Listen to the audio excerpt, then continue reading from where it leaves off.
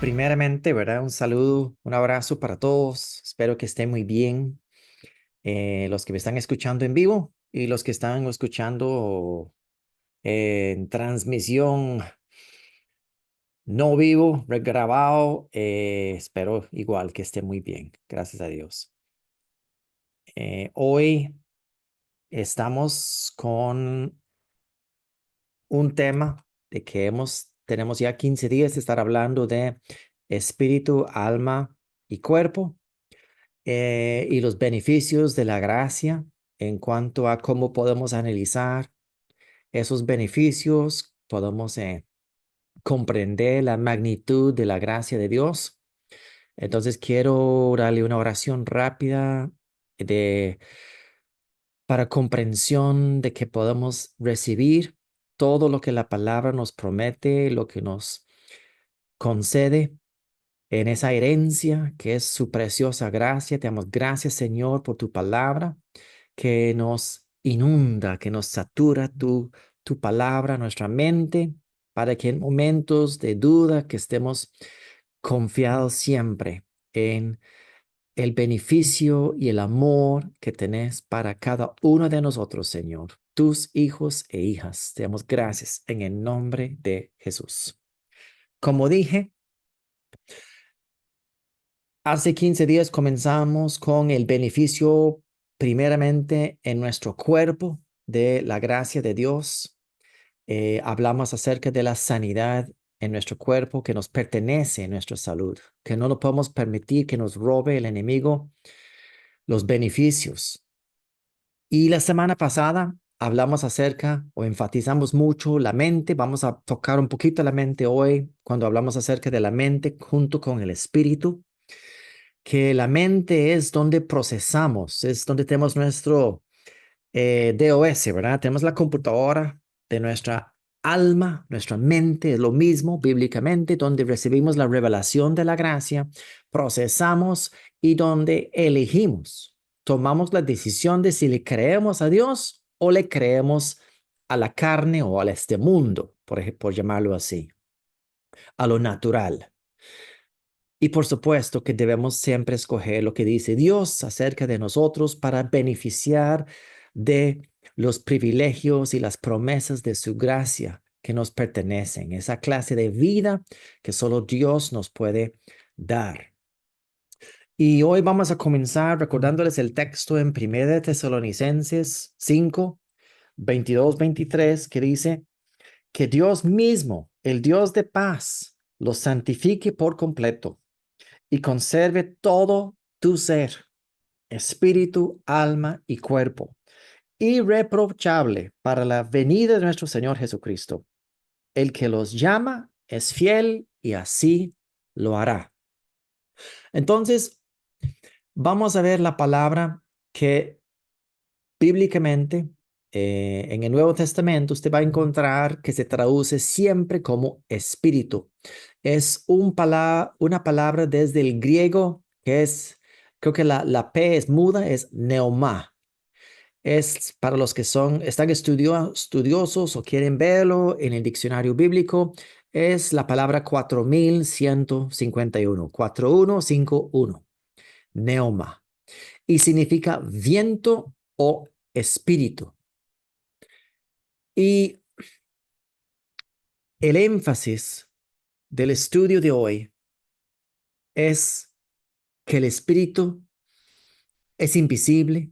Dios es espíritu. Yo sé que tenemos en nuestra mente una imagen de un padre, ¿verdad? Yo no sé si algunos tienen la imagen de un padre barbudo o, ¿cómo se dice? Con barba blanco, barba gris o no sé qué. Tal vez lo que no nos ayuda mucho en esta época de fin de año es esa imagen de Santa Claus, ¿verdad? Mucha gente que tiene, tal vez confunden Santa Claus con la imagen del Padre que tenemos. Nuestro Padre Celestial es espíritu. Dios es espíritu. Primeramente, el Padre no tiene cuerpo, que sepamos, no está en su palabra. La adopción de nosotros con nuestro Padre es de espíritu a espíritu. Él infunde su ser, su espíritu, el Espíritu Santo, entra en nuestra vida y nos transforma desde adentro hacia afuera. Cambiamos de esencia, cambiamos de ADN cuando recibimos el Espíritu en nuestra vida y nacemos de nuevo. ¿Por qué no vamos al texto? Tal vez uno de los textos más importantes en cuanto a la vida espiritual, segundo de Corintios capítulo 5. Segundo de Corintios capítulo 5 y vamos a leer del 16 hasta el 21 y vamos a enfocar en dos o tres aspectos de lo que nos enseña este texto sobre lo que sucedió cuando nacimos de nuevo. Así que de ahora en adelante no consideramos a nadie según criterios meramente humanos. Recuerden que Pablo, la semana pasada estuvimos hablando que Pablo criticaba a los corintios por portarse como seres humanos. Pues aquí dice que no consideramos las personas con criterios meramente humanos, reconociendo este lado del espíritu. Aunque antes conocimos a Cristo de esta manera, ya no lo conocemos. Así. Por lo tanto, si alguno está en Cristo, es una nueva creación. Lo viejo ha pasado, ha llegado ya lo nuevo. Cuando nacimos de nuevo, no cambió absolutamente nada a los ojos humanos. El que era feo siguió siendo feo. Lo siento mucho. El que era guapo siguió siendo guapo, etcétera. En lo físico no cambió nada. Pero fue el cambio más sustancial en su vida y en mi vida, porque cambió la naturaleza desde adentro, la esencia de la persona, recibió el Espíritu de Dios y en nuestro propio espíritu empezó vida nueva en Cristo Jesús, desde nuestro interior. Vamos a seguir. Todo esto, este nuevo comienzo, proviene de Dios, quien por medio de Cristo nos reconcilió consigo mismo y nos dio el ministerio de la reconciliación, lo que la gente llama evangelización, la reconciliación. Cristo está en paz con usted, el Padre está en paz contigo. Véngase, únase a la familia de Dios. Dios no tiene nada en contra de ti. Qué lindo. Esto es que en Cristo Dios estaba reconciliando al mundo consigo mismo, no tomándole en cuenta sus pecados y encargándonos a nosotros el mensaje de la reconciliación. Así que somos embajadores de Cristo.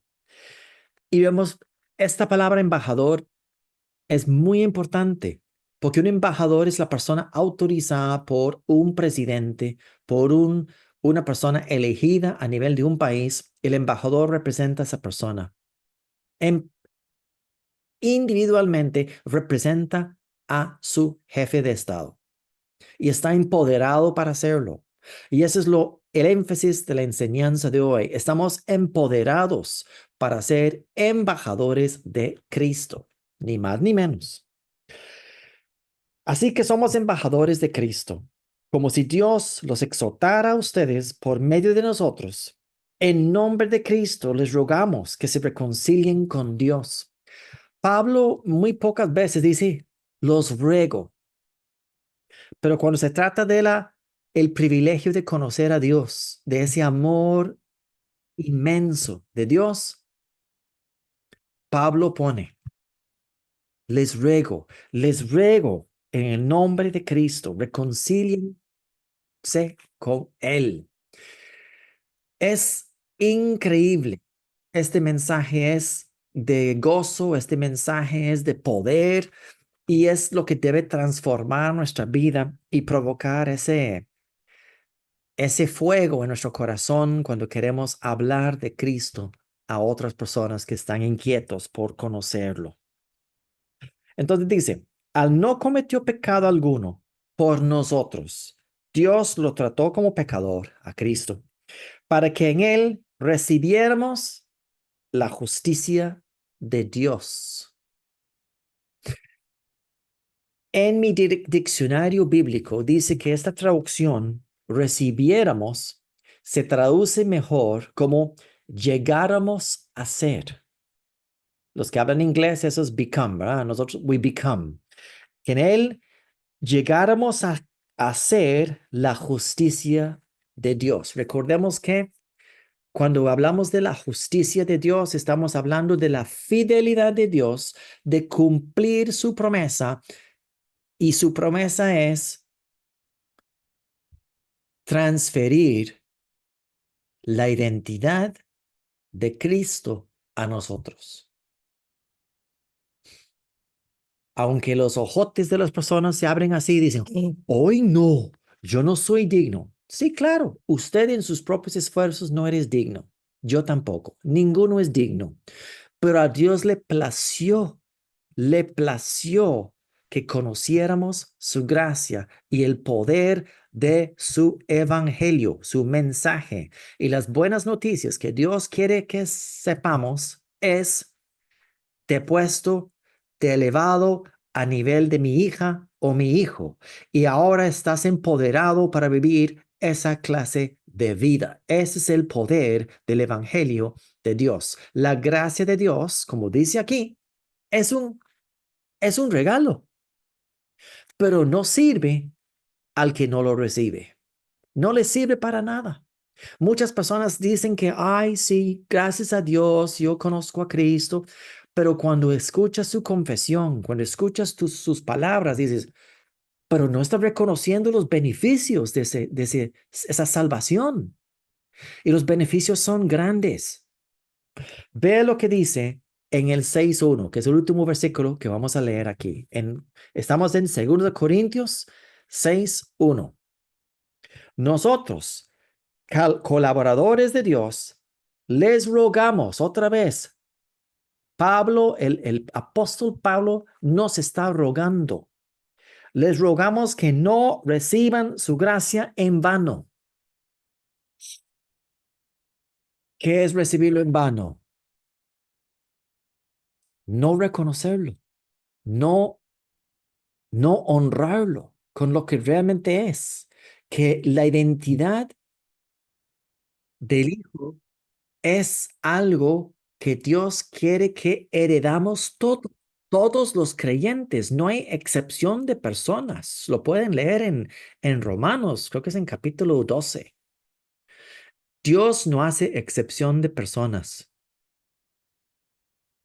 Es muy importante porque, porque creemos tal vez por la denominación en que fuimos, que fuimos eh, criados, o donde hemos recibido enseñanza de la palabra, dicen, bueno, es que hay obispos, hay arcobispos, está la cabeza de la iglesia, está el padre, pero para Cristo todos somos iguales.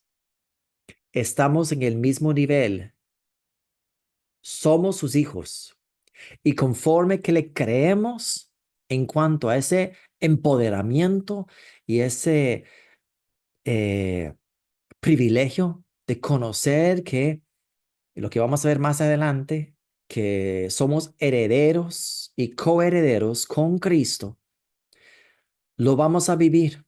No podemos vivir lo que no podemos creer.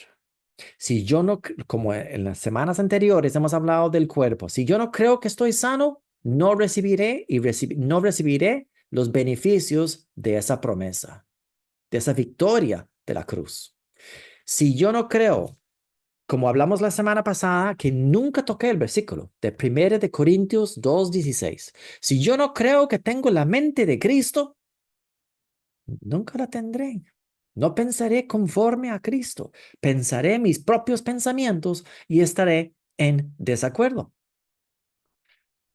Y hoy estamos viendo el poder de recibir la revelación de que hemos sido infundidos con el Espíritu de Dios en nuestro propio espíritu, donde antes no éramos seres, por llamarlos seres eternos, porque no somos eternos porque tenemos comienzo. Los seres humanos que conocemos a Cristo, que nacemos de nuevo, tenemos un principio, pero ya no tenemos final. Ya al nacer de nuevo, ya hemos entrado en la eternidad. Tenemos una vida por delante que ni podemos sospechar qué será, pero va a ser gloriosa, porque si lo que recibimos en vida en este planeta es glorioso, imagínese cuando ya no hay carne por ningún lado, cuando tenemos un cuerpo transformado, cuando salimos de este lugar. Entonces, la mente de Cristo es recibir lo que la palabra dice, lo que nuestro Dios enseña, quiénes somos en Él. Y si yo alineo mi mente con la mente de Cristo, yo tengo la mente de Cristo. Estoy de acuerdo con Él, yo tengo su mente. Estoy operando en la máxima posibilidad de su poder. Veámoslo de otra forma. Vamos un poquito más adelante en nuestra Biblia, a Colosenses. Vamos a Colosenses 1, versículo 13. Y dice, Él nos libró del dominio de la oscuridad. Recordemos que la oscuridad es un lenguaje muy figurativa, enseñando que oscuridad es igual a, llamámosle, pecado, estado, caída de este mundo natural. Entonces, Él nos libró del dominio de la oscuridad o de la naturaleza humana y nos trasladó al reino de su amado Hijo, en quien tenemos redención, el perdón de pecados. Ok. Nos trasladó de reino. Es muy importante este concepto, este, este panorama o este paradigma de dos reinos. Porque las personas dicen, es que el diablo es el rey de este mundo, él es el príncipe de este mundo y no hay nada que podemos hacer. No pueden estar más equivocados. No hay solo un reino en este mundo. Hay dos reinos en el mundo. Está el reino de Dios y está el reino natural o el reino caído, el reino de este mundo. Nosotros hemos entrado en el reino celestial porque Cristo entró en nuestra vida. Estamos en el reino de Dios. Y eso quiere decir que Dios quiere que estemos conscientes del poderío que ha sido delegado a nosotros. El primer beneficiado somos nosotros mismos y después todo lo que tocamos, todo lo que hablamos y las personas que nos rodean, porque tenemos que transmitir, tenemos que contagiarles de esta manera de hablar, de esta manera de ver las cosas con los ojos espirituales, con el oído espiritual, con esa percepción sutil que nosotros no reaccionamos como reacciona todo el mundo. Si la economía está bien o está mal, a mí no me afecta. Si hay una epidemia, a mí no me afecta, etcétera, etcétera. No puedo conformarme a este mundo, lo que vimos la semana pasada. Más bien soy transformado por medio de su palabra. Y no es la palabra escrita solo en la Biblia, es que la palabra entra por medio de la puerta de mis ojos, la puerta de mis oídos, que lo recibo, que lo proceso y que lo recibo a nivel intelectual y que le creo a Dios en todo su, ¿cómo se lo? ¿Cómo se lo explico?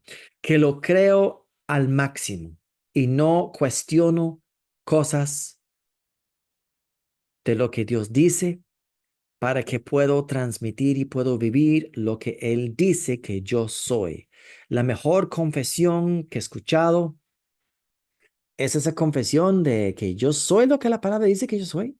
Yo tengo lo que dice que yo tengo y yo puedo hacer lo que la palabra dice que yo pueda hacer. Claro, yo debo recibir la revelación de lo que yo soy en Cristo y yo soy la justicia de Dios en Cristo y lo que eso conlleva y conlleva mucho. Yo tengo que estar de acuerdo con el Espíritu y el Espíritu y la palabra son uno. Dios no se contradice. Dios es de una sola palabra. Y Él dice A es A. Si Él dice B es B. Él no se contradice. Él nunca va a contradecir lo que está en su propia palabra. Muy importante. Tal vez vamos a profundizar un poquito más porque hay dos o tres pasajes que quisiera tocar y quiero que nos alcance el tiempo para hablar de esto mismo. Entonces, pásense a Efesios 2. Efesios 2. Y podemos ver que en el versículo 4, Efesios 2:4, Pablo está hablando de la iglesia de Éfeso y está enseñándoles la vida en Cristo, que es lo que nos concierne hoy, porque estamos hablando del Espíritu. ¿Cómo le doy lugar al Espíritu? Efesios 2:4 dice, pero Dios, que es rico en misericordia por su gran amor por nosotros, nos dio vida con Cristo. Eso fue cuando naciste de nuevo. La vida misma de Dios entró en tu vida. Nunca más puedes decir que estoy solo o estoy sola. Usted no está solo. La vida de Cristo está en usted.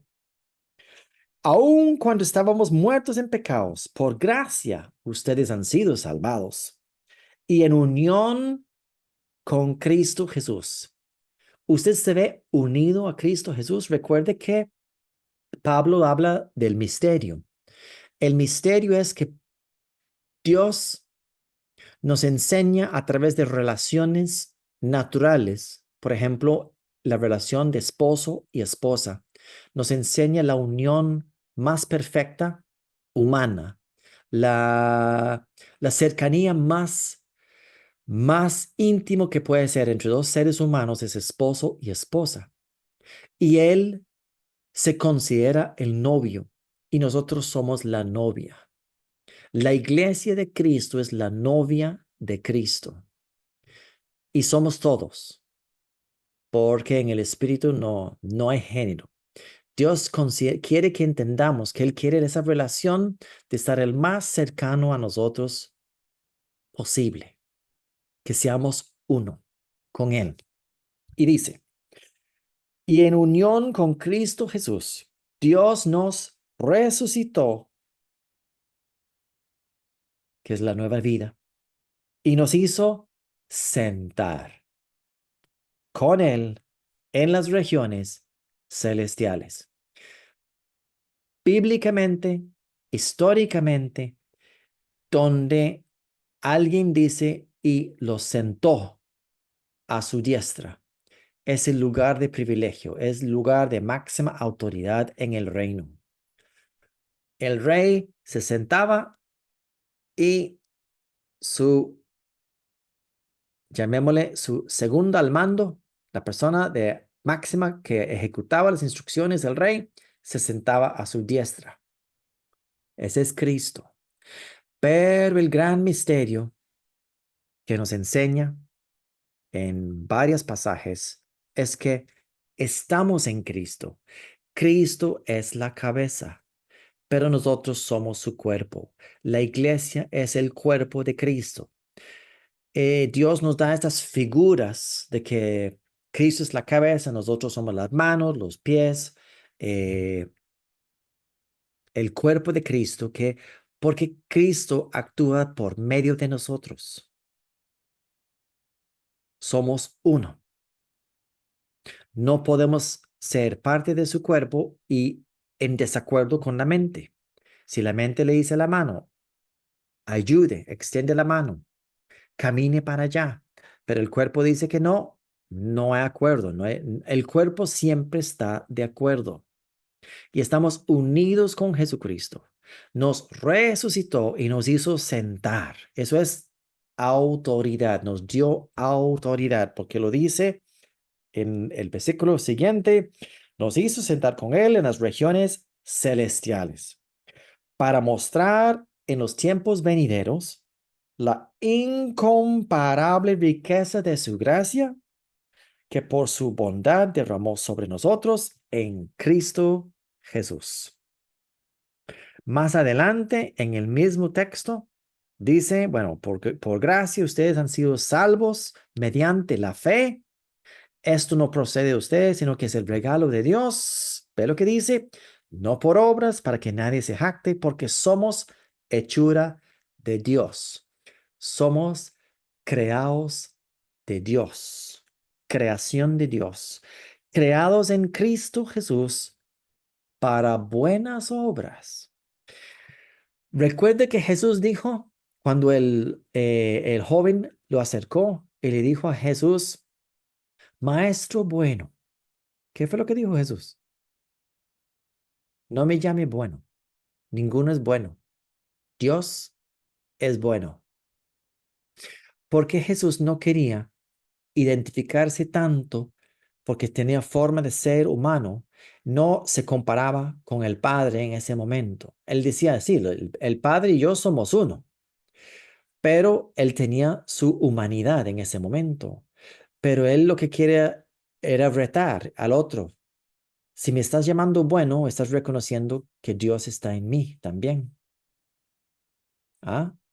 Y aquí Pablo nos dice que fuimos creados en Cristo Jesús para buenas obras, obras de Dios en nuestra vida. Nosotros, yo no sé si usted lo sabe o se ha dado cuenta, cuando usted ejecuta la palabra a favor de usted mismo, a favor de otros, donde usted recibe sanidad, donde usted recibe bendición, donde Dios hace sus diosadas en su vida, usted está dando la gloria a Dios, espero. Esas son buenas obras, son obras de fe, son obras debidas a la cruz, que Cristo lo ganó por ti, esa buena obra, pero usted la efectuó. Requería que usted se moviera mediante la fe y que usted cumpliera la palabra de fe, no requisitos del mundo o de hay que orar de esta manera o hay que hacer las cosas de esta forma. Eso no. Las buenas obras son las obras de Dios que fueron hechas desde antes de la fundación de la tierra, pero nosotros las ejecutamos ahora, los realizamos en esta vida. Los llamemos, decirlo, los materializamos. Los hacemos que se materializan en este mundo, porque Cristo es el autor y consumador de la fe. Todo es debido al sacrificio de Él, no de nosotros. Entonces, vamos a adelantarnos un poquito en este texto y no vamos a ir al revés. Vamos a pasar a Efesios 1, porque en Efesios 1, 22 y 23, ya Pablo nos aclara lo que les acabo de decir. Dios sometió todas las cosas al dominio de Cristo y lo dio como cabeza de todo a la iglesia. Esta que es su cuerpo es la plenitud de aquel que lo llena todo por completo.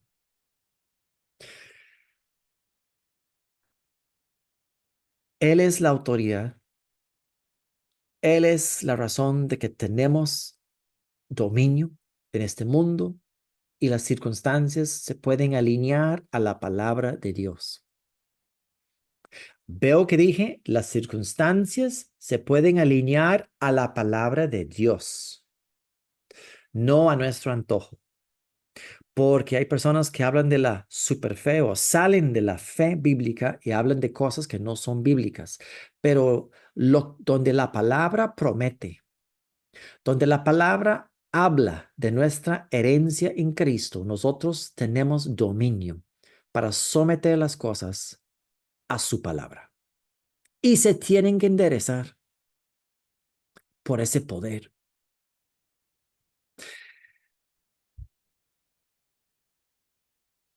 Vimos en Efesios 2 hace unos minutos que nos hizo sentar en las regiones celestiales. Espiritualmente, todo está hecho. Y ese es tal vez el enfoque de por qué es tan importante entender espíritu, alma y cuerpo. El cuerpo solo puede recibir órdenes de una mente humana, una mente natural, pero instruida por la palabra, una mente que está pensando correctamente. En otras palabras, una mente alineada con el espíritu. Una mente que ha recibido la revelación de la gracia y esa mente que habla conforme a la palabra va a producir fruto en ese cuerpo. Sanidad, principalmente. Pero una mente no renovada, una mente que sigue a la vista natural, a lo que todo el mundo cree, lo que todo el mundo dice en este mundo, va a producir fruto natural en el cuerpo con corrupción.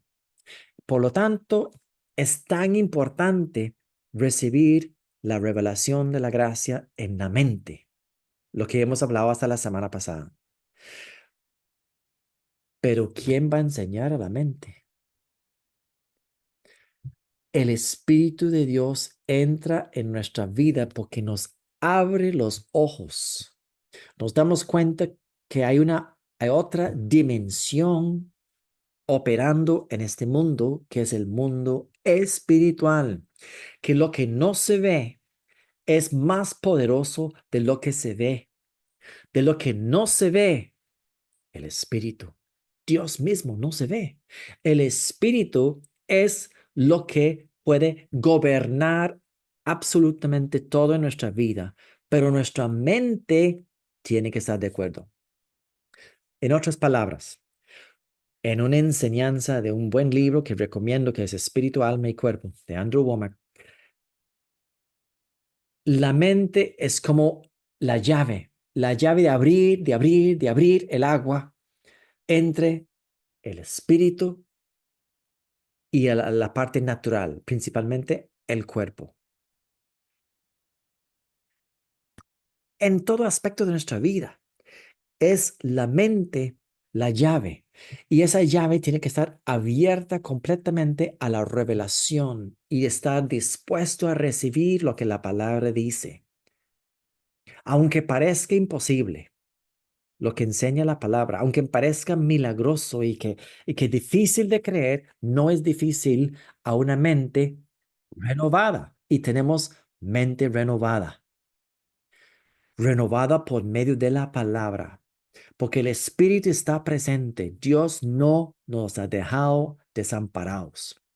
Dios nunca nos abandonará. Siempre Dios está presente y por lo tanto debemos siempre cuando oremos y estamos buscando entender tal vez la voluntad de Dios o el camino correcto en una decisión o algún beneficio de esta hermosa gracia, debemos siempre decir, Espíritu Santo, hábleme, y callarnos y escuchar, porque nos va a hablar, nos pone el sentir. Nos pone el querer como el hacer por su buena voluntad. Nos pone el deseo, nos pone la palabra que necesitamos en el momento oportuno. Tenemos que afinar esta mente a callar y escuchar al Espíritu, porque nos habla y nos habla con una voz interior, nos habla a nuestra mente el mismo Espíritu puede hablarte. No sé si te ha pasado, me ha pasado en varias oportunidades de que le hago una pregunta y escucho como una voz interior y yo digo, pero yo no pensé eso. ¡Wow! ¡Qué lindo! Es otra de las armas secretas que tenemos, esta habilidad que tenemos en Dios de poder escuchar esa voz interior que nos habla. Y para que entendamos el propósito de esto, el resumen desde el principio de la palabra, desde Génesis, esto fue revelado al ser humano. Si usted va a Génesis 1, usted va a Génesis 1:26, usted va a ver que dice, hagamos al ser humano a nuestra imagen y semejanza. ¿Cómo que hagamos? El Padre hablando a Jesús. Bueno, el verbo en ese momento. Hagamos al ser humano a nuestra imagen y semejanza. Nuestra imagen, algunos dicen que es la imagen de tripartito, y no lo niego, puede ser. Pero yo personalmente me gusta esa idea de que Dios ya vio al verbo en su forma del Hijo, Jesucristo, que conocemos nosotros, el Hijo, en una forma corporal, con un cuerpo transformado y naturaleza, porque es espiritual. Dios es espíritu. El Padre, el Hijo y el Espíritu Santo están unidos y adivine qué, nosotros estamos unidos a ellos. Ya, ya podemos decir que la humanidad que ha conocido a Dios está unido a los tres entidades divinas. Estamos unidos, somos uno ahora en Cristo con Dios. Ese es el milagro más poderoso, más grandioso del Evangelio. Nosotros ahora estamos unidos con Dios, con la misma naturaleza de Dios en nuestro interior. Lo que hemos visto desde Génesis hasta el Nuevo Testamento. Pablo recibió esto y entendió esto, y ahora nosotros también. Entonces, no se maltrate. No diga que sí soy un simple ser humano o confesiones peores. Reconozca de que Dios está contigo. Dios está en ti. Ahora, ¿quién crees que eres? Y ahora eres capaz de hacer. Recibir su palabra y su revelación, sabiendo que no lo merecemos, pero Él nos consideran ahora dignos de recibirlo porque nos ama y nos ha puesto como sus hijos legítimos, con esa misma legitimidad que ganamos en Cristo Jesús.